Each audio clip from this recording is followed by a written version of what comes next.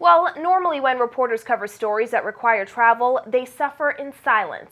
But after reporters traveling with the Prime Minister on Friday were left to fend for themselves during what was supposed to be a smooth trip to Miami and Bimini, some of them felt compelled to speak out. I felt the trip was disorganized from the start. When we got to the airport this morning, there wasn't really any guidance in terms of what the local press should be doing. When we got to Miami, we got to the assignment late, really didn't have anything.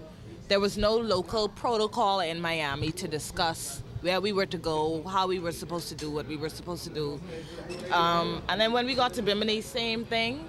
That trip that was supposed to wrap up in the early evening stretched into the night Friday after getting off to a late start.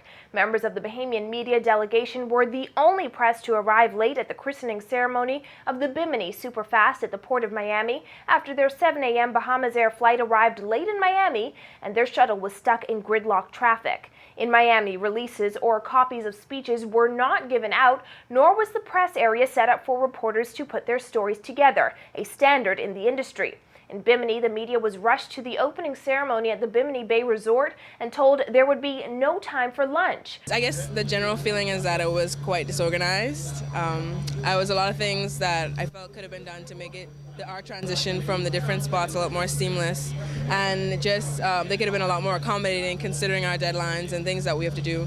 It just felt that we were kind of put on the back burner, and given the fact that they often criticize us for not making them the focus, I felt that they could have done a lot more to make our jobs easier and bringing this news to the public, because now here it is.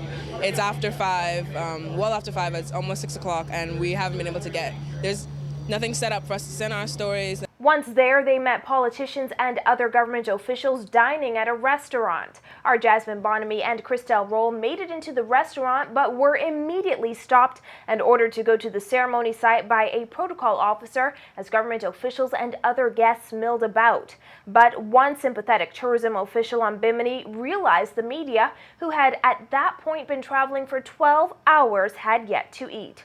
That official took the media to another restaurant on the compound where a few bites later, the group was ushered back to the ceremony site. Reporters on the trip told MB12 they were disappointed with the lack of organization during the entire trip. Some even called it their worst experience. It just felt disorganized from the start. I have a headache now because I haven't eaten all day. I had comforters and barbecue wings they gave us when we got here. And it just questions whether the media is really taken seriously in the country. It leaves a lot to be desired. And this is not the first trip. I'm certain that it won't be the last. It just takes a lot more for all of the relevant government agencies to come together better and be able to communicate better and treat the media better when it comes to asking for media for these big media events.